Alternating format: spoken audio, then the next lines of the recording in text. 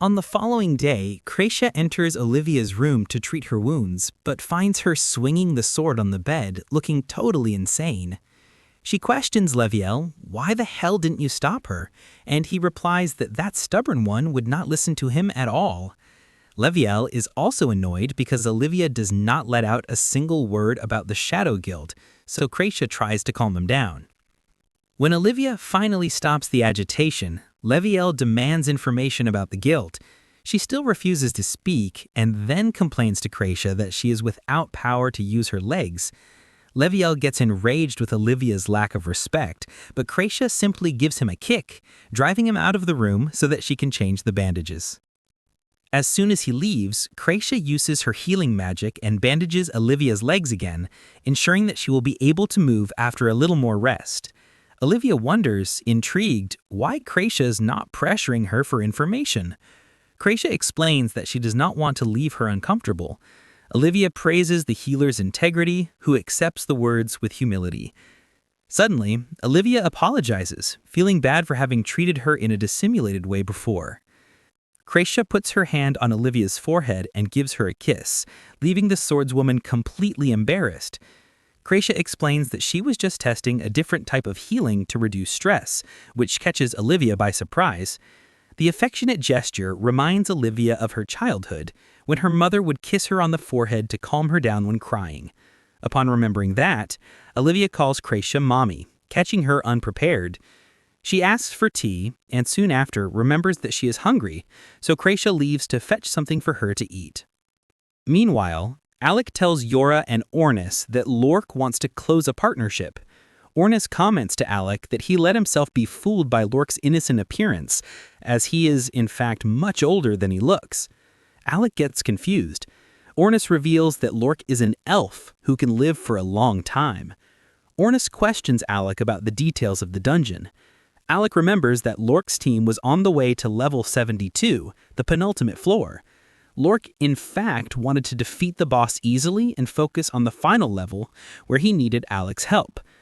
As a reward, he offered to let Alec's group keep the dungeon core. Lork explained that his team was too busy seeking revenge against the Shadow Guild. He gave Alec the level 72 core as an advance and withdrew. However, Ornis thinks that such an easy reward looks like a trap. Yora doubts that the leader of such a prestigious group would deceive them, but Ornis decides to confirm everything with Olivia. He is sure that Kracia has already healed her.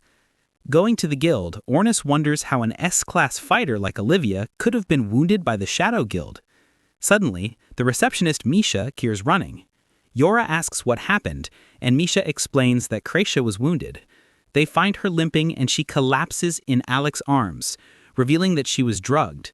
Kracia warns that Olivia has escaped and that she probably went to the Labyrinth.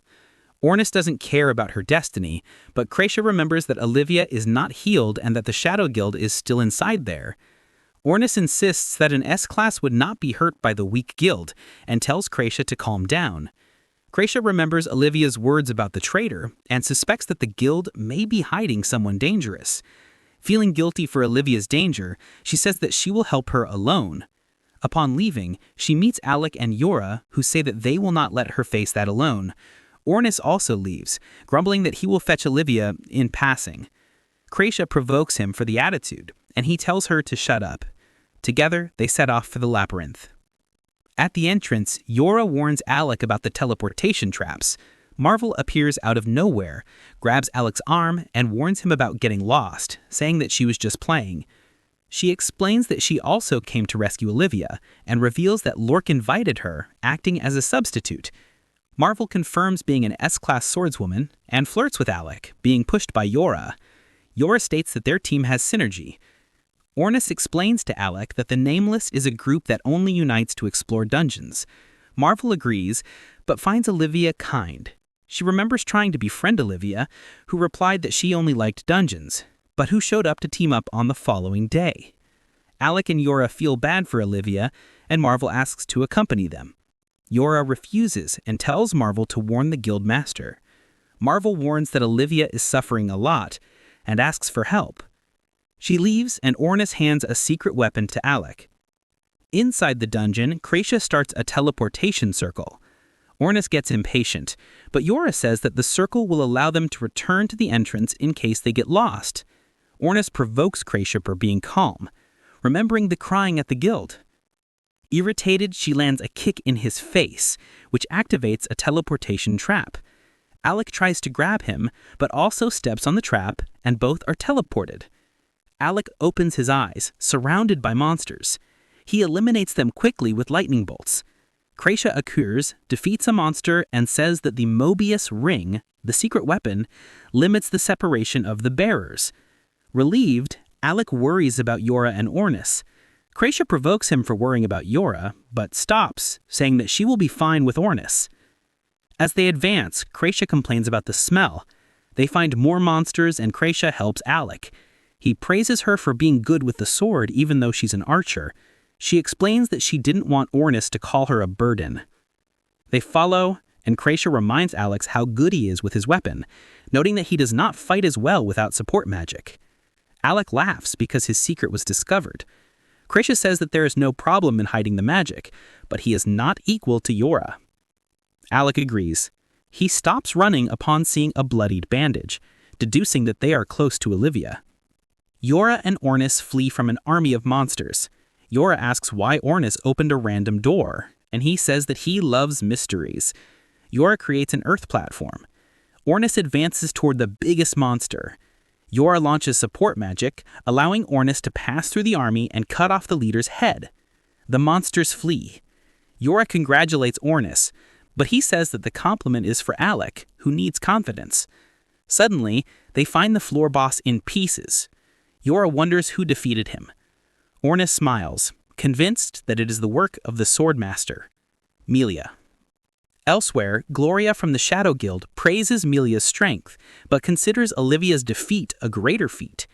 Melia explains that he knows her and could predict her movements. Gloria asks why he betrayed her. Melia says he has his own reasons, and his interests align with the guild. He confesses to Gloria that he is bored of being strong, and seeks something to increase his power by joining the guild. Gloria ignores the desire. Subordinates inform about another group.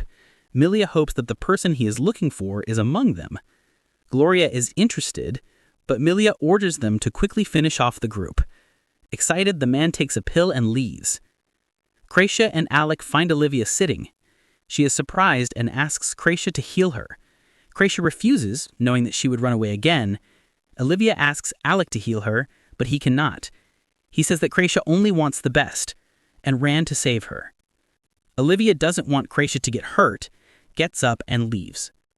She apologizes for drugging Kreisha and not being able to reciprocate. Kreisha turns around saying that all swordswomen are the same. She tells Alec to stop Olivia, demanding to know why she returns to the dungeon. Olivia says she is seeking a personal revenge. Alec remembers Marvel's concern, but Olivia insists. She is revealing she is looking for her master, who killed her mother. Alec and Kreisha are shocked. Olivia walks to a teleportation circle and warns them. Kreisha runs after her, and everyone teleports to a floor full of enormous beasts. This was the end of the 7th episode. Comment the word master there for me to know that you got here. Check the next video on the screen, subscribe to the channel, and activate the bell to not lose the next chapter. Remember to watch the videos until the last second because that helps the channel to grow much more. Rebobina says goodbye.